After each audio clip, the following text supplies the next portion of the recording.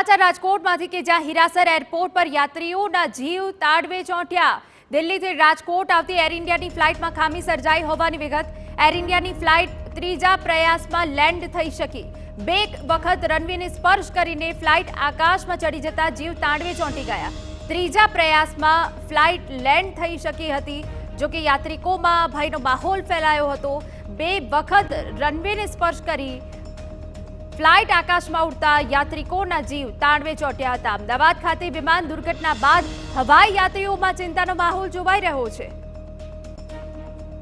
અમારા સંવાદદાતા મોહિત ભટ્ટ વધુ વિગતે વાત કરવા જોડાયા છે। મોહિત, આપની પાસે શું વિગત આ ઘટનાને લઈને?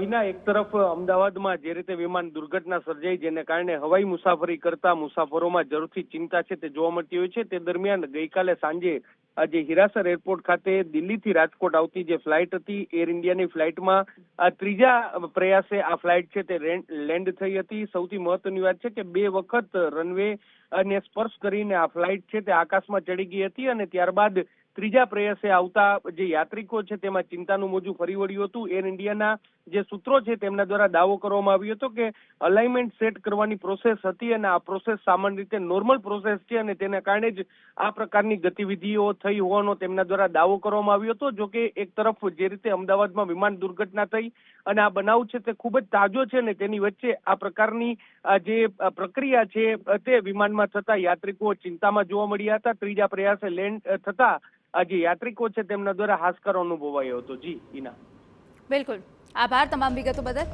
તો હીરાસર એરપોર્ટ પર યાત્રીઓના જીવ તાળવે ચોંટ્યા હતા। દિલ્હીથી રાજકોટ આવતી એર ઇન્ડિયાની ફ્લાઇટમાં ખામી સર્જાઈ હતી।